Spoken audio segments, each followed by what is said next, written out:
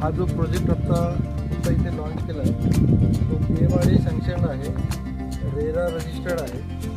प्रत्येक प्लॉटचा इंडिपेंडंट आपण सातबारा देतो.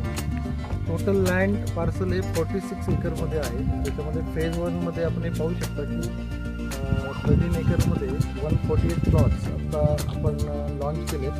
त्याच्यामध्ये अराउंड 80% सोल्ड आउट आहे. फेज 2 आपण लॉन्च करतो आहे आत्ता, तो 11-12 एकरमध्ये. त्याच्यामध्ये अराउंड 100 प्लॉट्स आपण लॉन्च करतो आहे.